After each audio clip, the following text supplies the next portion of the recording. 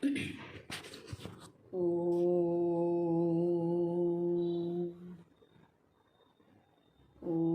सहनावतु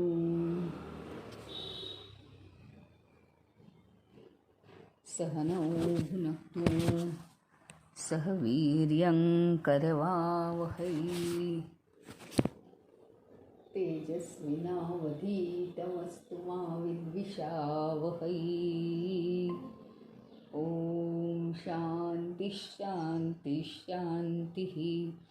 गुरुर्ब्रह्मा गुरुर्विष्णु गुरुर्देवो महेश्वरः गुरुरेव परं ब्रह्म तस्मै श्री गुरुवे नमः।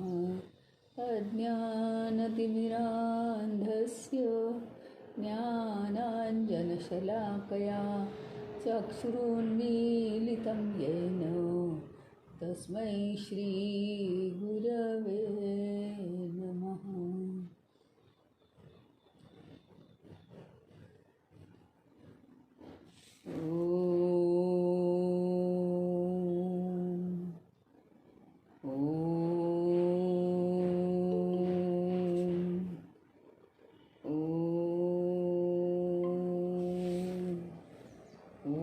सहनावतु सहनौ भुनक्तु सह वीर्यं करवावहै तेजस्विनावधीतमस्तु मा विद्विषावहै।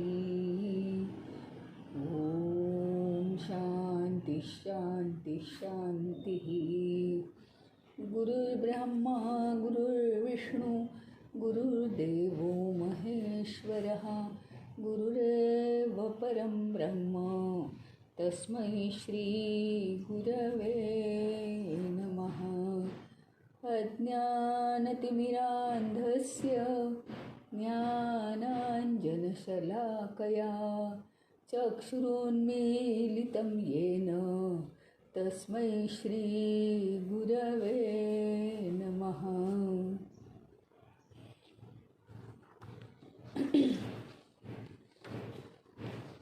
आजच्या या मंगळवारच्या आपल्या स्टडी ग्रुपमध्ये आपण आज नवीन विषय सुरू करतो आहोत. त्याचं नाव आहे वेदांत, इम्पॉर्टन्स ऑफ वेदांत. वेदांताचं महत्त्व.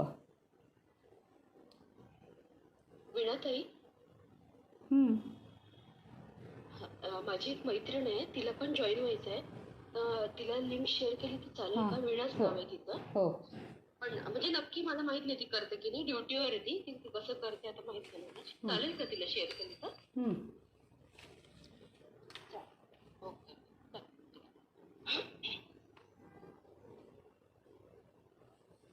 पहिली सगळ्यात गोष्ट, वेदांत हा विषय म्हणजे वेदांत म्हणजे वेदाच्या शेवटी आलेलं प्रकरण. प्रत्येक वेदाच्या शेवटी काही उपनिषद म्हणजे त्याचा सांगण्याचा उद्देश हा आहे. वेदामध्ये विषय दिलेला काय आहे तर काय कर्म करायला पाहिजे, देवदेवतांचं स्तुतीपर सूक्त गायलेली आहेत आणि निसर्ग शक्तींची पूजा, यज्ञयाग असं सगळं आहे वेदांमध्ये. म्हणजे जीवनास आवश्यक असलेलं कर्मकांडही वेदांमध्ये आहे. या विषयाचा आपण आता अभ्यास करणार आहोत. हळूहळू त्या विषयाच्या ज्ञानाला सुरुवात होईल. आता हे ज्ञान गीतेशी कंपेअर करता कठीण आहे, उपनिषदांचं ज्ञान. आणि म्हणून आपण हा एक मार्ग काढला आहे की उपनिषद ही ह्याला गीता वर्गाला पुढे उपनिषद हळूहळू नंतर चालू होतील. आधीमध्ये काही दुसरी पुस्तकं घेता येतील. परंतु एकच होणार आहे की उपनिषद हे गीता काहीच नाही. म्हणजे गीता अनेक रोजच्या जीवनातल्या गोष्टी सांगते. उपनिषद हे अतिशय विकसित विषय आहे, तो अत्यंत हायर लेवलचा विषय आहे. ह्याचा अर्थ त्यात घाबरण्यासारखं काही नाही. प्रत्येकाला प्रत्येक गोष्ट, जन्माला आलेल्या प्रत्येक जीवाला सगळं जमतं. आणि दुसरी गोष्ट, त्यातली प्रिन्सिपल्स पटकन पटणार नाहीत, कारण मन मोठं लबाड आहे. त्यामुळे ते मन आपल्याला पटू देत नाही आणि म्हणून आपल्याला ते लवकर पटत नाही. आणि मग त्याच्यात अशी शक्यता आहे की हा उपनिषदांचा क्लास आपण सोडून देऊ. असं व्हायला नको. म्हणून शांतपणाने त्यातलं ज्ञान आपल्याला घेता यावं, याच्यासाठी हा एक मार्ग काढला आहे. स्टडी ग्रुपमध्ये उपनिषदांबद्दल माहिती मिळत राहणार आहे आणि गीतेचा क्लास चालू राहणार आहे. गीतेचा क्लास चालू संपल्यानंतर या शंकराचार्यांची काही पुस्तकं, म्हणजे डेफिनेशन्स आधी आम्हाला कळू दे, ती होतील. आणि मग नंतर उपनिषदं घेण्यात येतील रेग्युलरली. त्यामुळे आता परत ज्ञानेश्वरी दासबोधकडे वळायचं नाही आहे आणि परत 4 पायऱ्या खाली उतरायचं नाही आहे आपल्याला. ते ज्यांचं मन रमत नाही अशा सर्वसामान्य माणसांसाठी, ज्यांची खूप वय झाली आता ह्याच्यापुढे ते काहीच करू शकणार नाही आहेत, अशा लोकांसाठी ते आहे. त्याच्यामुळे आपल्याला तिकडे काही वळायचं नाही. आता वेदांविषयी तुम्हाला सांगितलं मी, ही सगळी कर्मकांड आहेत. कर्मकांड याचा अर्थ पूर्वी आहे ना अतिशय शुद्ध मनाचे लोक होते. आत्ताचा समाज हा निसर्ग शक्तींवर जास्त अवलंबून नाही आहे. म्हणजे अगदी काय आहे माहिती का, पाऊस नसला तर पाऊससुद्धा पाळता येतो, कृत्रिमरित्या पाऊससुद्धा पाडता येतो. इतका मानव पुढे गेले आहे आणि तो निसर्ग शक्तींचा विचारच करत नाही. आणि म्हणून सगळं होतं आहे हे गोंधळात गोंधळ, सगळी संकटं कोसळत आहेत. पण पूर्वी असं होतं, अतिशय शुद्ध मनाचे लोक होते, ऋषीमुनी तर होतेच, समाजाची सेवा बघण्यासाठी ऋषीमुनी तर होतेच, परंतु हे सुद्धा म्हणजे बाकीचा समाजसुद्धा अत्यंत शुद्ध पवित्र मनाचा होता. त्यामुळे यज्ञयाग केले जायचे.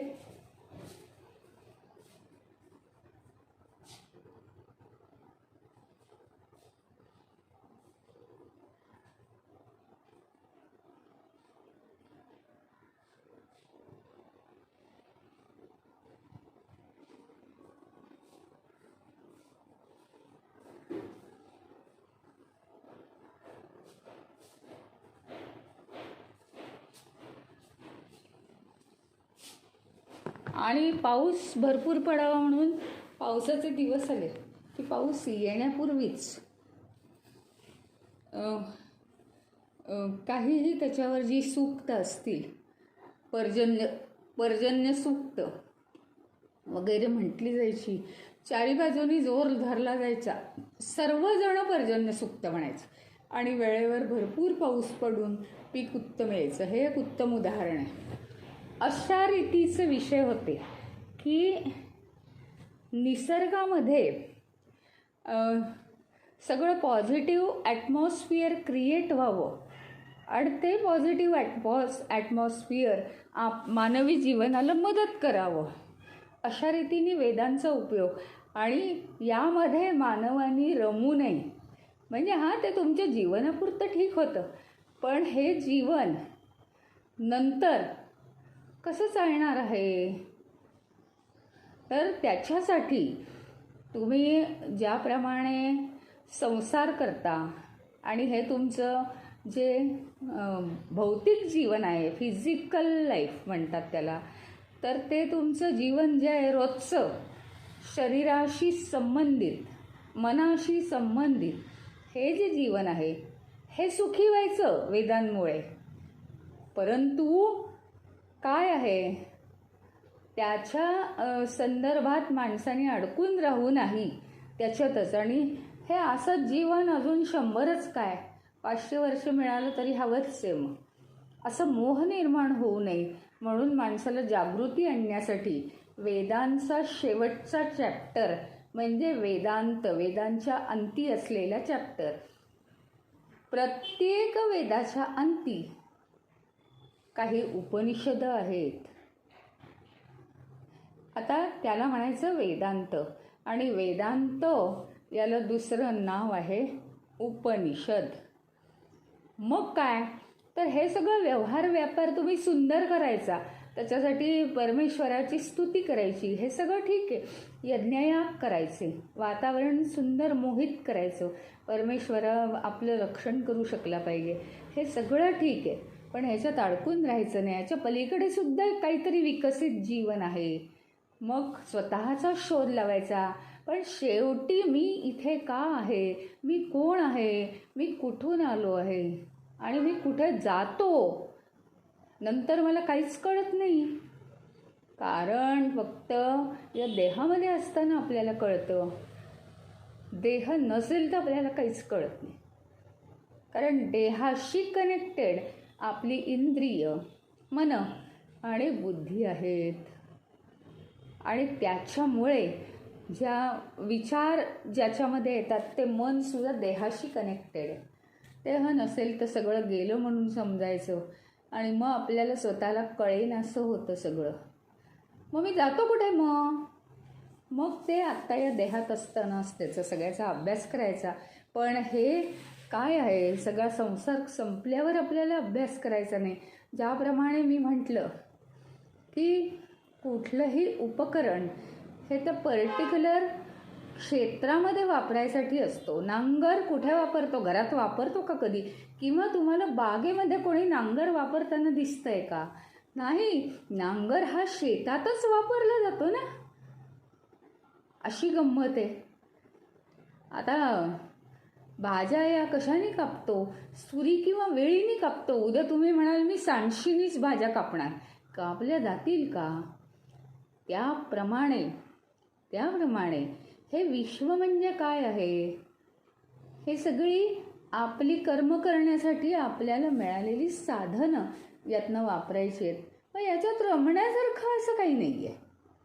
तर त्या पलीकडे जाऊन स्वतःला डेव्हलप करायचं असेल, डेव्हलपमेंटची ज्याला हौस आहे, त्या वर्गाला जो येतो तोच मुळी त्याच्यावर कृपा असते भरपूर भगवंताची, आणि म्हणूनच तो या वर्गाला येतो. तर ज्याला विकास स्वतःचा साधायचा आहे, तर हे जीवन म्हणजे काही सर्वस्व जीवन नाही आहे की हे जीवन यशस्वी झालं की झालं काम, आता मला कसलीच काळजी नाही, तसं नाही आहे. पुन्हा पुन्हा वाट्याला सुखदुःख येतात आणि त्याच्यातून मुक्त होण्यासाठी आपल्याला उपनिषद हा विषय शिकायचा आहे. उपनिषद म्हणजे म्हणजे जवळ, परमेश्वराच्या जवळ राहून सतत उपासना करणं, म्हणजे परमेश्वराशी रिलेटेड राहून जपजाप्य करा, चिंतन मनन करा, आणि असं कोणत्याही मार्गाने पण दिवसातले 10 मिनिटं तरी तुम्ही द्या. पहिल्यांदा 1-2 प्राणायाम करायचे किंवा दीर्घ श्वास करायचे, तुम्हाला जे येत असेल ते, किंवा काही श्वास पाठोपाठ घेऊन श्वास स्थिर करायचा आणि मग नंतर सध्या मनात चालू असलेले विचार ऑब्झर्व करायचे. ते विचार कमी होतात, जातात निघून हळूहळू, आणि मग आपल्याला जे पाहिजे ते करायचं. मेडिटेशनचा भाग, जप करायचा असेल तर जप, परमेश्वराचं स्वरूप समोर आणून ते स्वरूपच केवळ डोळ्यासमोर ठेवायचं, किंवा परमेश्वराचं स्वरूप डोळ्यासमोर ठेवून त्याचं नाव घेत राहायचं, किंवा ओंकाराचं मेडिटेशन करायचं, ओंकार करायचा.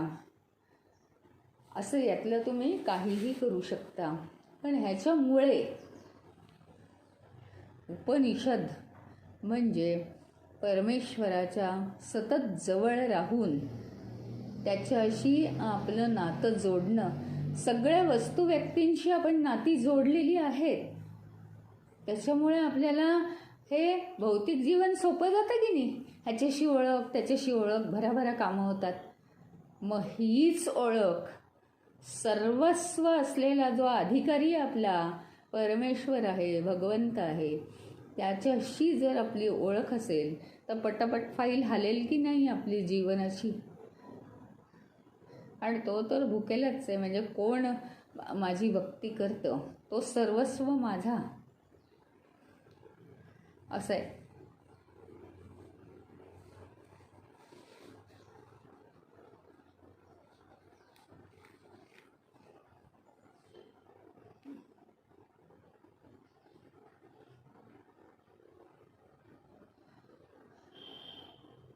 भगवंतानी जर भगवंताचं स्मरण केलं तर ॲटोमॅटिक भगवंत भक्ताच्या सेवेत अडकतो, भक्ताची सेवा करतो. अशी एक काहीतरी गोष्ट आहे. पण आता गोष्ट सांगायचा हा विषयच नाही. हा विषय थोडासा गंभीर जाणार आहे, सिरियस. खूप गप्पा गोष्टी नाही आहेत ह्याच्यात, म्हणून मी ती गोष्ट सांगत नाही. पण एकच सांगते, हा सूरदास नावाचा जो संत आहे, सूरदास ऐकून माहिती असेल, तो सूरदास तो जन्माने आंधळा होता आणि अतिशय त्याचं मन परमेश्वराकडे होतं. भगवान श्रीकृष्णाची तो खूप सेवा करत असे आणि मनोभावे त्याच्याशी बोलत असे. तर भगवान श्रीकृष्णाला रात्रंदिवस सूरदासाची काळजी लागून राहिली. सगळं काही काम करत असताना, अरे माझा सूरदास कुठे आहे असं म्हणायचं तो. ह्याचा अर्थ काय आहे?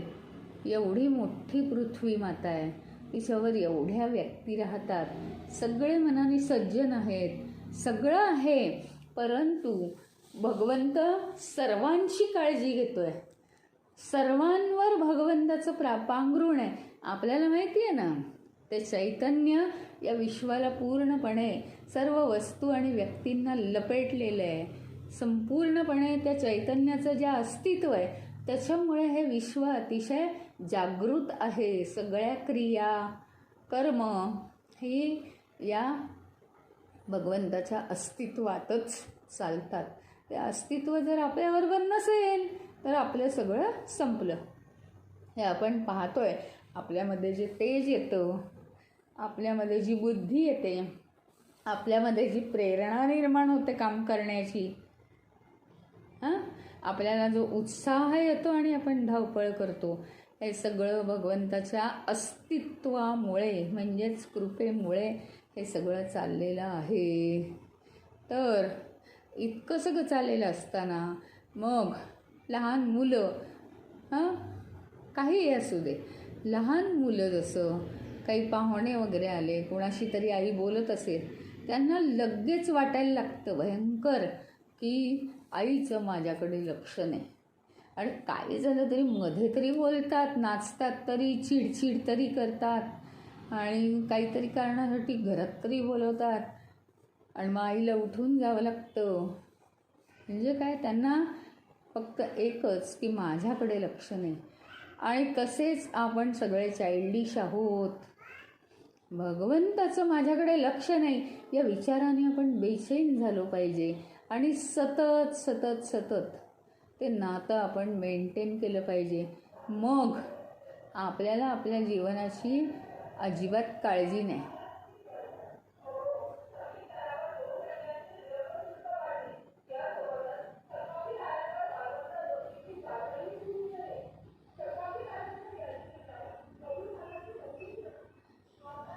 ॲटोमॅटिक त्याच्याकडून आपली काळजी घेतली जाते. त्यामुळे हा जो विषय आहे हा लांब पळण्यासारखा नाही आहे. काही दिवस तो जरी जड वाटला, काळजी वाटली त्याची आपल्याला, काहीही झालं तरीसुद्धा त्याच्यापासून लांब नाही पळायचं. हळूहळू ते समजेल. बघा तुम्ही, तो शाळेत घातलेलं असतं. हां, शाळेत एखाद्या विद्यार्थ्याला, सगळ्यांचं म्हणत नाही आहे मी, जरा प्रॉब्लेमच येतो. म्हणजे ते काय चाललं आहे ते कळतच नाही. हळूहळू तो फसवू पाहतो, मग शाळा अटेंड करत नाही, किंवा इकडे तिकडे वेळ काढतो. म्हणजे तो वाईट असतो असं नाही आहे, पण तरीसुद्धा त्याच्या त्या वयाला धाक दाखवण्यासाठी कधी वडील मारतात, कधी आई म्हणते मी तुला जेवायला देणार नाही, शाळेत जायचं पहिलं. मी रोज बाईंना विचारायला येणार आहे, तू शाळेत आहेस की नाही वर्गात. म्हणजे त्याला धाक दाखवावा लागतो की नाही.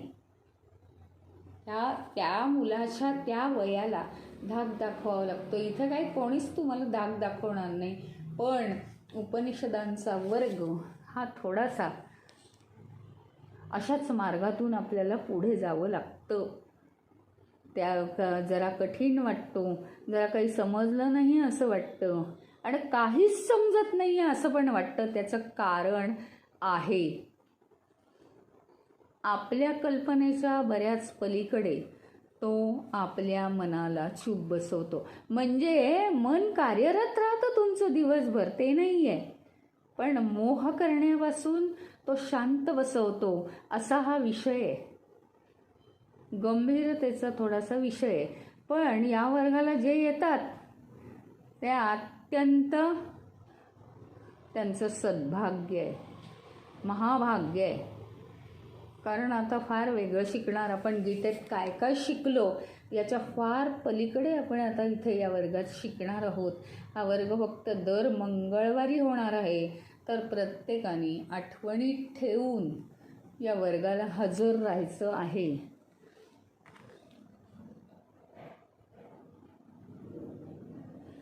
आता पहिल्यांदा आपल्याला माहिती काय सांगितलं मी, की ती साधनं जी असतात, साधनं जी असतात ती साधनं आपण त्या कामांसाठी वापरत असतो. जसं भाजी चिरण्यासाठी सुरी किंवा वेळीच वापरली जाते, दुसऱ्या कशाने नाही. गॅसवरची गरम भांडी उचलायला सांडशीच वापरली जाते, हो की नाही. हे जसं आहे, आता वरण किंवा आमटीमध्ये रवीने तुम्ही घेता का ती, आणि ती घेतली जाईल का? नाही. त्याप्रमाणे हे जे विश्व आहे, या विश्वात आपण रमायसाठी येत नाही. या विश्वाचा उपयोग करून आपली जी नियत कर्म, आपल्या समोर आलेली जी कर्म आहेत रोजची, त्या कर्मांसाठी आपल्याला साधनं मिळावीत. आपण कंपनीत जातो, कंपनीत गेल्यावर मशिनरी असते. कुठली तरी मशिनरी मला घरी घेऊन यावीशी वाटते का? नाही, माझा काहीच संबंध नाही. आणि कुठली तरी साधनं जी आहेत शेल्फवर असतात, कपाटात असतात तिथे कंपनीत. हां, चला या कामासाठी हे वापरलं, ठेवून दिलं कपाटात, त्या कामासाठी ते वापरलं, शेल्फवर ठेवून दिलं. आणि घरी तरी वेगळं आपण काय करतो? काहीच नाही. ती भांडी झाली, ती घासतो, धुतो, शेल्फवर टाकून देतो. एखादी सुरी ही फार छान आहे, भरभर भरभर भरभर घाईमध्ये भाजी चिरली जाते आणि अगदी बारीक, अगदी सुंदर. म्हणून काय ती सुरी आपण झोपताना घेऊन झोपतो आपल्याजवळ? नाही. म्हणजे जी कर्मांसाठी, आपल्या नित्यकर्मांसाठी जी साधनं लागतात, ती साधनं आपण काय करतो? वापरतो आणि शेल्फवर ठेवून देतो. काही इंटरेस्ट नाही. या विश्वातलं किंवा अगदी आपल्या घरातलं सुद्धा सगळं माझं माझं मला वाटतं, पण नंतर आपण काहीच नेऊ शकत नाही. जसं कंपनीतनं आपण काहीच आणू शकत नाही, ते आणून उपयोग तरी काय आहे आपल्याला? 100 वर्षाचं जीवन हे म्हणजे फार मोठं जीवन नाही आहे. आपण पथारी पसरून बसलो आहोत, कायमचे इथे आलो आहोत. आपण कुठेही जातो तर थोड्यापुरतं सामान सोडतो आणि वापरून झाले की लगेच बॅगा बंद करून ठेवून देतो, हो की नाही. आणि इथेच मात्र आल्यावर आपण का बरं आपलं सामान वाढवतो? बसा बसा बसा बसा. नंतर ते आवरणंही कठीण जातं आपल्याला. याच्यात एक मोठी गोष्ट आहे की आपल्याला कधी हे जाणवतच नाही की आपण काही दिवसांसाठी इथे आलो आहोत. 100 वर्षाचा कालावधी आपल्याला खूप वाटतो, पण ठराविक काही वर्ष शेवटी हातपायच हलत नाहीत. हे आपण सगळं कॅल्क्युलेट केलं आहे का? दुसरी गोष्ट म्हणजे आपल्याला मोह नसेल तर त्रास होत नाही. आणि आता आपल्याला कळलं की आपलं दैनंदिन जे काम आहे त्या प्रत्येक कार्य, कर्तव्य, कर्म करण्यासाठी जे काही लागतं ते या विश्वातनं घ्यायचं आणि शेल्फवर ठेवल्यासारखं ठेवून द्यायचं. परत त्याचा मोह करायचा नाही. ते माझ्यासाठी नाही आहे, मला काय खेळत बसायसाठी नाही आहे. ते मी काय करणार आहे त्या प्रत्येक गोष्टीचं? फक्त आहे ते वापरायचं आणि सोडून द्यायचं, बस. तेवढ्या पुरतं सगळं आहे. एका क्षणात वर्तमान काळाचा भूतकाळ होतो आणि त्याचा परत आपल्या जीवनाशी संबंध नसतो फारसा. म्हणून आपण ही सगळी प्रिन्सिपल्स जाणून आपण काय केलं पाहिजे? सगळं जिथल्या तिथे ठेवायचं. काही बरोबर नेता येणार नाही आपल्याला नंतर. हे पहिल्यापासून जर आपल्यात रुजवलं आणि कशाचीच अटॅचमेंट नाही. हां, चला हे झालेलं आहे ना, बस ठीक आहे, ते तिकडे. त्याला हाताळत कोमेजत बसायचं नाही प्रत्येक वस्तूला. असं आहे, ज्याचा त्याचा उपयोग ज्या त्या गोष्टींसाठीच असतो. एखाद्या फंक्शनसाठी, एखादं खूप अगदी जवळचं घरातलं फंक्शन असतं, मग खूप अगदी टिकलं लावलेलं आणि हे ते छान परकर घागरा, साडी, आयुष यात कधी तिला घालत नाही आपण परत. पण ते पैसे वाया गेले तरी चालतील, पण ते आणायचं. आणि ते त्यावेळेस ते म्हणजे तेच दुसऱ्यांच्या लग्नात तर इतकं भारी शोभतही नाही आपल्याला घालून जायला. असा विचार आपण सगळा सारासार करूनच करावं की जे आपण वापरणार आहोत वापरायचं, जुनं करायचं आणि फेकून द्यायचं. नाहीतर नुसतंच त्याच्याकडे आयुष्यभर पाहण्यासाठी आपण आणतो का ते? म्हणजे या जगातली प्रत्येक वस्तू ही फक्त मला कामासाठी वापरायसाठी आहे, बस. ते संपलं. मग त्याचं महत्त्वच संपलं. उद्या पुन्हा तेच कामाला की ती वस्तू वापरायची, शेल्फवर ठेवून द्यायची. असं जर आपण केलं तर आपण वेदांत फार पटकन शिकू शकतो. दुसरी महत्त्वाची गोष्ट, आपण ध्यानधारणा किंवा जपजाप्य किंवा जे काय तुमचं मेडिटेशन ते आपण अगदी सहज करू शकतो, सहज. मग फारसे विचार येत नाही. विचार येतात कुठले?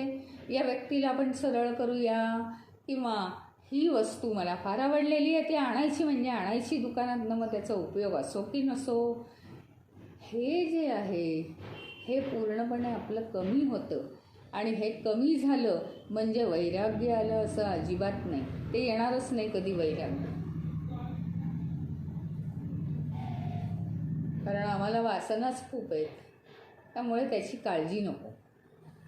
आता हा जो वेदांत आहे हा जरी कितीही गंभीर विषय असला तरीसुद्धा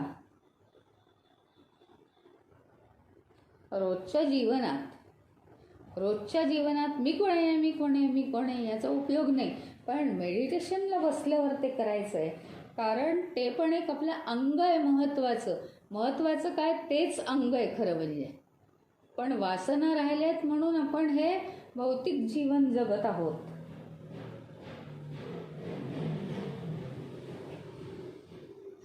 आणि आमच्या जीवनामध्ये या वेदांताचा आमच्या जीवनामध्ये रोजच्या जीवनामध्ये काय उपयोग आहे हे आपण इथे पाहणार आहोत. तसं खरं म्हणजे सांगायला गेलं तर वेदांत हा विषय अतिशय गंभीर आहे. त्याच्यात अतिशय खूप सिद्धांत आहेत त्याच्यात. सिद्धांत म्हणजे जीवनाची प्रिन्सिपल्स आहेत, ती बदलत नाहीत बरं का कधी.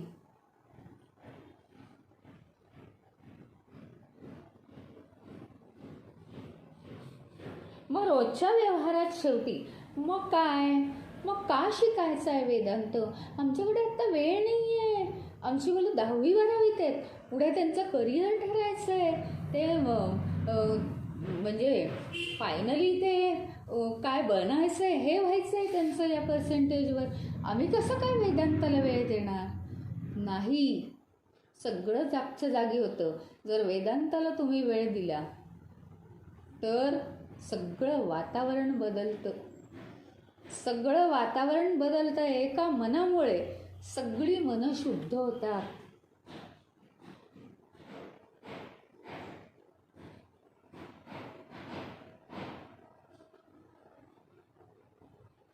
सगळ्यांना खरं म्हणजे व्यवहार करावा लागतो की नाही? प्रत्येकाला शेवटी म्हणजे जरी तो मनुष्य पूर्णपणे संन्यासाला गेला, वनात गेला, तरी त्याला व्यवहार करावाच लागतो. कारण पोट आहे. कारण पोट आहे. झाडाची फळं वगैरे खाऊन आत्तापर्यंत घरात राहिलेला मनुष्य नुसतं फळं खाऊन तो जगेल का? हा सारासार विचार आधीच केला पाहिजे. आणि सगळा व्यवहार करूनच आपल्याला जगावं लागतं.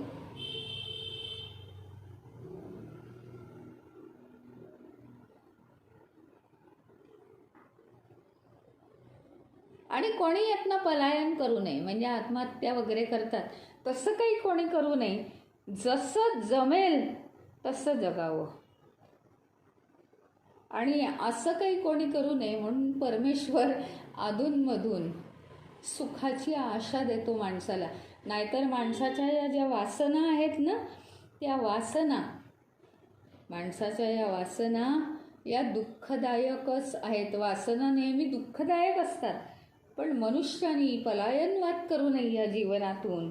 म्हणून काही काही गोष्टी, ते बाळ रडत असलं की आई कशी त्या खिडकीच्या बाहेर ते बघ ते बघ ते बघ, काऊ आला, चिमणी आली आणि हे झालं, ते बघ ते काय आहे, तो सूर्य आहे, आई आपली दाखवत असते. आणि मग हे सगळं बघता बघता आईवर अत्यंत विश्वास, म्हणून ते बघायला लागतो, तो हसायला लागतो आणि बाळ रडणं विसरूनच जातो मुळी. हे जसं आई करते तसं परमेश्वर करतोय. की खरं म्हणजे आपल्या प्रत्येक बालकाच्या जीवनात, सगळी बालकच आहोत ना आपण परमेश्वराची, तर प्रत्येकाच्या जीवनात दुःखच आहेत केवळ. पण लहान मुलांनी रडू नये, पलायनवाद करू नये, आत्महत्या करू नये, जीवनाला घाबरू नये. म्हणून काही काही सुखाचे क्षण परमेश्वर दाखवत असतो आपल्याला.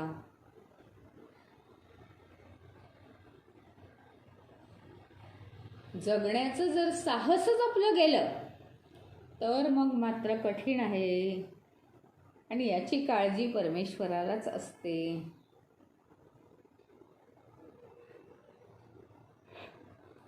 आणि माणसाला पोट आहे त्यामुळे त्याला व्यवहार करावा लागतो.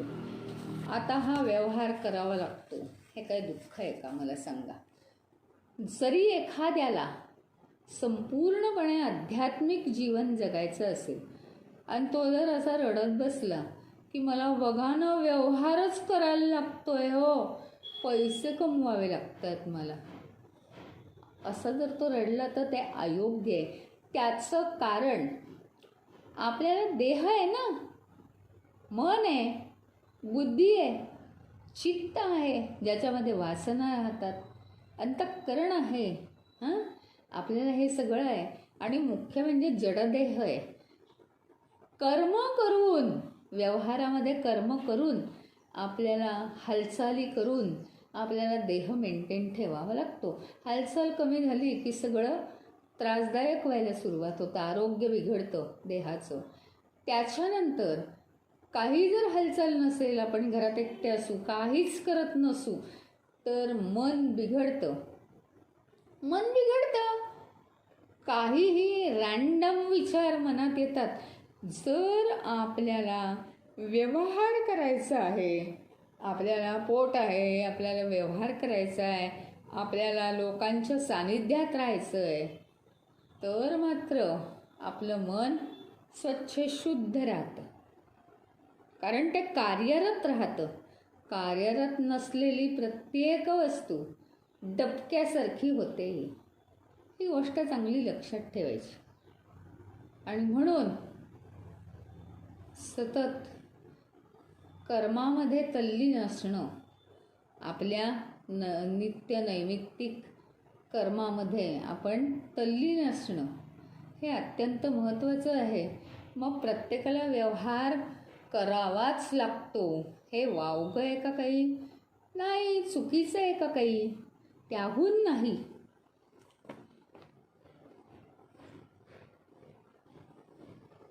ज्ञान आणि कर्मरूप असतो हा व्यवहार, या जगाचा संपूर्ण व्यवहार.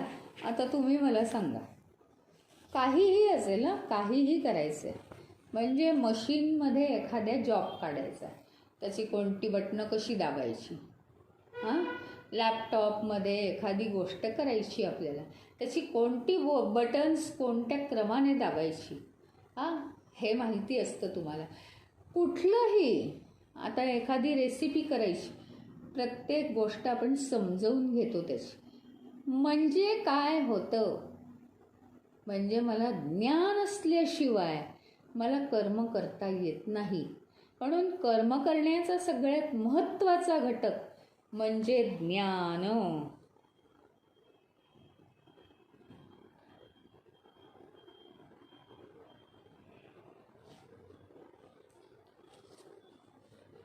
कर्म करत हे ज्ञानाशिवाय करू शकत नाही.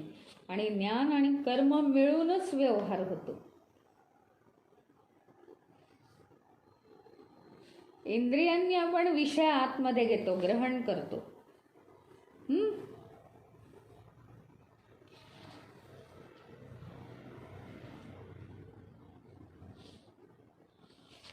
फक्त विषय आतमध्ये ग्रहण करतो का इंद्रियांनी? म्हणजे बाहेर काय चाललंय तिथे बघतो आपण, हे चाललंय, ऐकतो आपण, हे चाललंय, असं आपण करतो.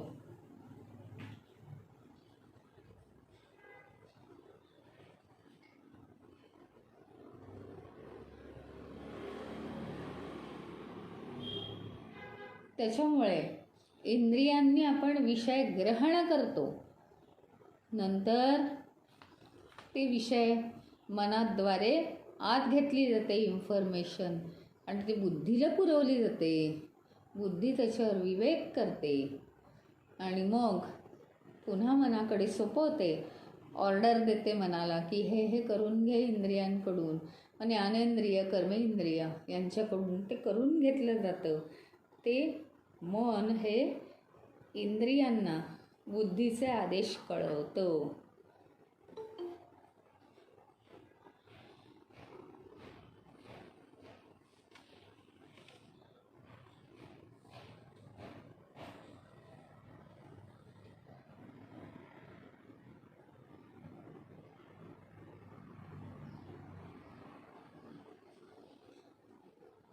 आणि त्याच्यामुळे आपण इंद्रियांद्वारे हे विषय ग्रहण केल्यावर, आतमध्ये त्याची इन्फॉर्मेशन आल्यावर आपण ते सर्व अनुभव करतो.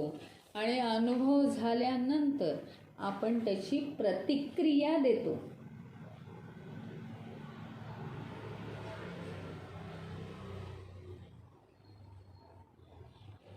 प्रत्येक गोष्टीची कमी अधिक प्रतिक्रिया आपण दिवसभराच्या 24 तासात देत असतो.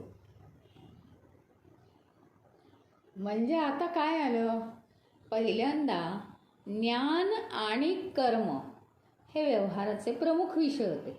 आता ज्ञान आहेच, पण पुढची स्टेप म्हणजे काय, ज्ञान आणि प्रतिक्रिया. म्हणजे करायचं ते कर्म करणारच आहोत, पण कर्माव्यतिरिक्त प्रतिक्रिया व्यक्त करणं. या विश्वामध्ये प्रतिक्रिया पाहिजे की नको आपली? हवी आहे. प्रतिक्रिया व्यक्त करणं.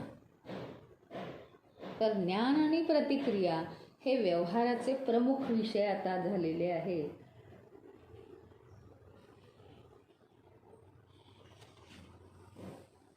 कोणतीही गोष्ट घडली, कुठे आग लागलेली पाहिली, कुठे ॲक्सिडेंट झालेला पाहिला, हां, कुठे भांडणं चाललेली ऐकली एकदम अचानक मोठे आवाज, तर काय होतं, आपण घाबरतो, हो की नाही? म्हणजे काहीही आपण बघितलं असं भयानक,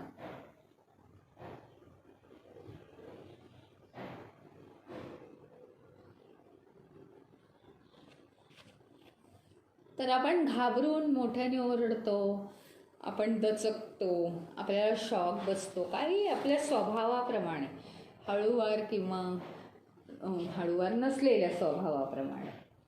भूक लागली आहे, भूक लागली आहे, तर त्याला शांत करण्यासाठी कोणी आरडाओरडा करतं, कोणी त्याचा राग काढतं दुसऱ्यावर.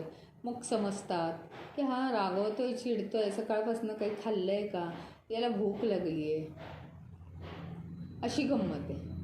त्याचे परिणाम आपण दाखवतो, अनुभव करतो आणि त्याची प्रतिक्रिया आपण व्यक्त करत असतो. तर कोणी शांतपणे ती भूक सहन करतात.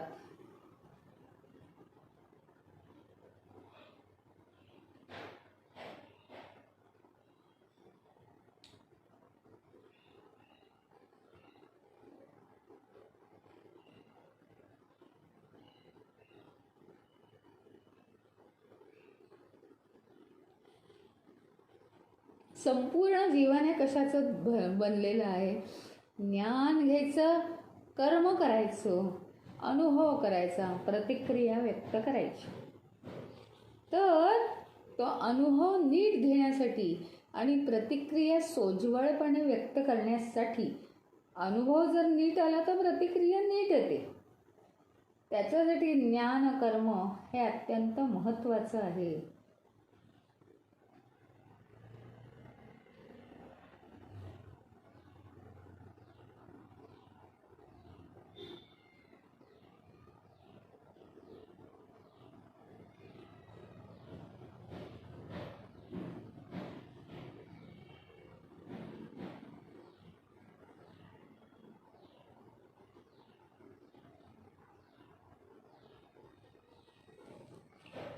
आपल्या जीवनामध्ये एक साचा ठरलेला आहे, साचा ठरलेला आहे, तो काही चूक नाही आहे.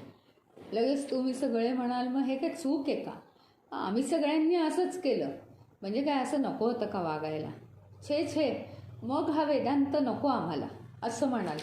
पण एक सांगून टाकलं आहे त्यांनी की काय आहे, लहानपणी अभ्यास करा, मोठं झाल्यावर अजून चांगला अभ्यास करा, नोकरी मिळवा, विवाह करा आणि मोठ्या वंशाचं नाव मोठं करा.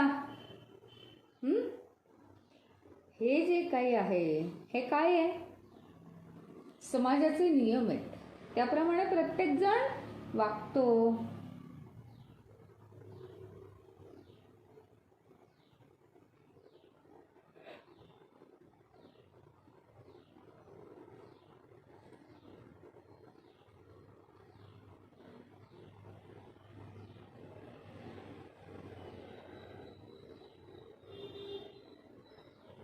आता काय करतात लोक माहिती का? याच्या ठिकाणी जाऊन सुद्धा, म्हणजे अध्यात्माच्या ठिकाणी जाऊन सुद्धा, इतर ठिकाणी चिन्मय मिशनचं मी नाही सांगत, स्वामीजी तर नेहमी उत्तर देतात, लांब ठेवतात. अध्यात्म हे व्यवहार सोडवण्यासाठी नाही आहे आणि त्याच्यात एकही नियम व्यवहाराचा सांगितलेला नाही. तो विषय बोलायला इथे यायचंच नाही. प्रत्येकाला आपापले भोगावे लागतात आणि प्रत्येकाच्या हातातली घरातली परिस्थिती वेगळी असते, त्यामुळे ते विषय सोडवायचे नाहीत. परंतु अजूनही काही ठिकाणी मार्ग असे आहेत की बघा ना स्वामीजी, आम्ही असं किती चांगलं वागलं तरीसुद्धा लोक असंच करतात, नातेवाईक तसंच करतात, मग आम्ही काय करायचं वगैरे. एक गोष्ट कायमची लक्षात ठेवायची, आता उपनिषदात, गीतेत याची उत्तर तुम्हाला कधीच मिळणार नाहीत, कधीच नाही मिळणार. आपापल्या संसारातल्या अनुभवानुसार तुम्हाला दुसऱ्या व्यक्तीकडे सुद्धा याची उत्तरं मिळणार नाहीत. कोणी असं केलं तर आम्ही काय करायचं? तुम्हाला तुमची उत्तरं काढायची आहेत. ज्या पद्धतीने तुम्ही आजपर्यंत वागत होतात आणि बुद्धी का दिली आहे? परमेश्वराने आपल्याला बुद्धी का दिली आहे?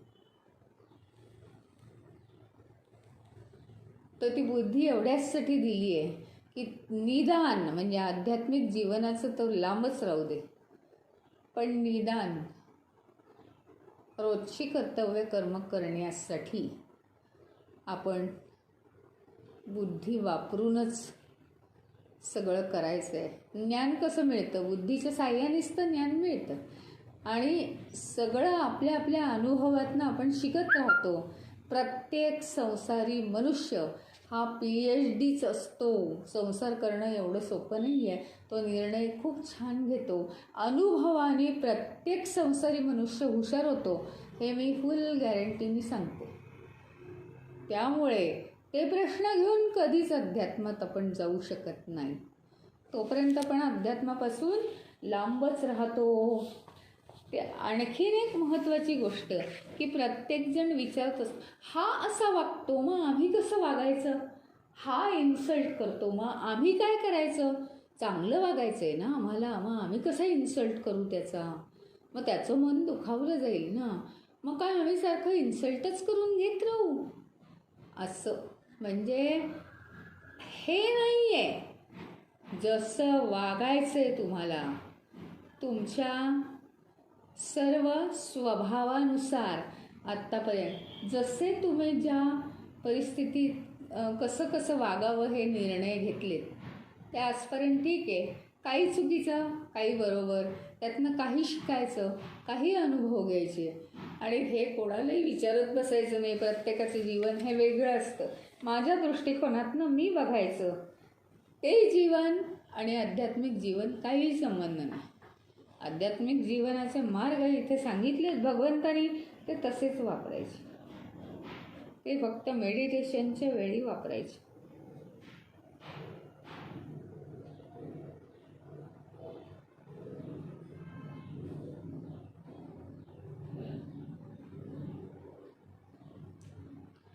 जीवनात सगळ्या वेगवेगळ्या परिस्थिती येतात आणि येतातच ना, प्रत्येकाच्या जीवनात येतात.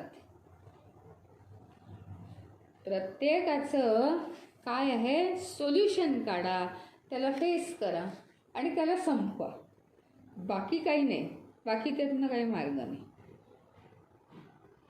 आणि म्हणून आपल्याला संतांच्या दर्शनाची गरज पडते.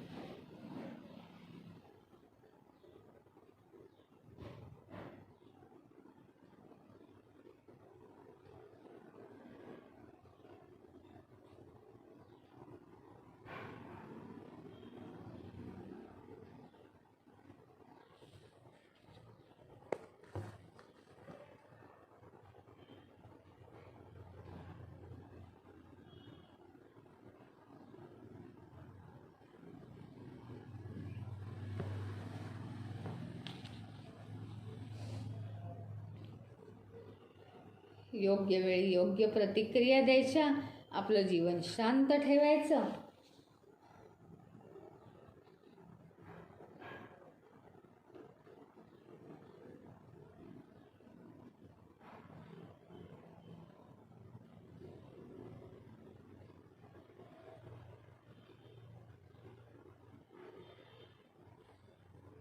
आपण हा विचार पक्का केला पाहिजे. परत परत त्याचं रिमाइंडर देते की प्रॉब्लेम्सवर विचार करायचा नाही आहे. ही व्यक्ती अशी आहे, हे असं आहे, ते तसं आहे, आणि असं झालं तसं झालं, हा माणूस असा आहे, तो माणूस तसा आहे, हा प्रसंग असा घडला, ह्याच्यामुळे मला काहीच करता आलं नाही. हे चुकीचं आहे सगळं. बस एकतर माझी चूक झाली असं म्हणा, आणि घ्यायची नसेल स्वतःकडे चूक तर असं म्हणा की झालं, असंच झालं. मला जर चांगलं हवं असेल तर मी हे होऊ नाही देणार. पुढच्या वेळेस प्रयत्न करीन चांगलं करण्याचा. बस विषय संपला. तिथे फॉरगेट इट, विसरून जा. पण आपलं सगळं जीवन कसं जातं हे आपण गीतेतही हे अनुभवलेलं आहे की आपण काय करतो, आपलं जे हे आहे, काय आपलं जे जीवन आहे त्या जीवनामध्ये आपण प्रॉब्लेम्सवर बोलण्यात खूप इंटरेस्टेड असतो आणि म्हणून ते प्रॉब्लेम आपण घेऊन नाचत बसतो. पण प्रॉब्लेमचं सोल्युशन आपण जर काढलं, पटकन प्रॉब्लेम दिला सोडून, तर प्रॉब्लेमचं सोल्युशन काढलं तर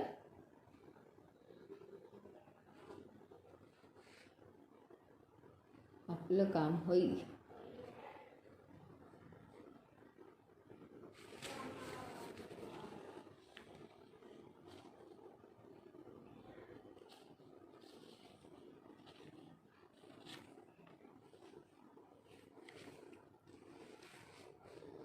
पुढच्या विषयासाठी पुढच्या मंगळवारी आपण एकत्र होऊ. काही मंगळवार, 2-3 मंगळवार आता इंट्रोडक्शन असणार आहे आणि इंट्रोडक्शन ऐकणं खूप गरजेचं आहे बरं का. कोणत्या बेसवर ही उपनिषदं आहेत हे जरी सगळं आपल्याला झालेलं असं वाटत असलं, कॉमन असं वाटत असलं, पण त्याला ठराविक विषय घेऊन त्या बेसवर उपनिषदांचा रचना झालेली आहे हे दाखवण्यासाठी हे रेफरन्सेस अत्यावश्यक आहेत. म्हणून मी ते घेतले.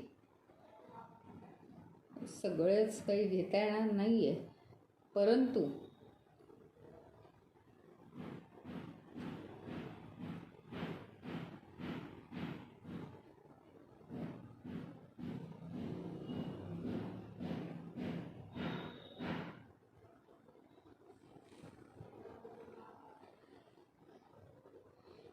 जेवढं जास्तीत जास्त जमेल तेवढं घेऊया.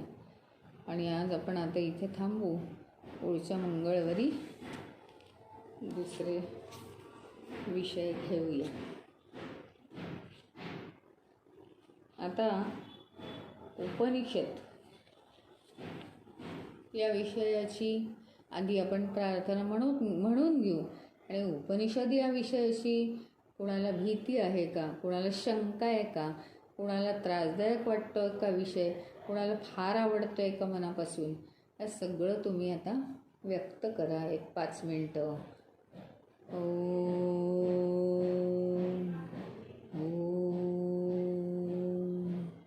ओम पूर्णमिदं पूर्णात् पूर्णमुदच्यते पूर्णस्य पूर्णमादाय पूर्णमेवावशिष्यते. ओम शांती शांती शांती. हरि ओम. श्री गुरुभ्यो नमः. हरि ओम.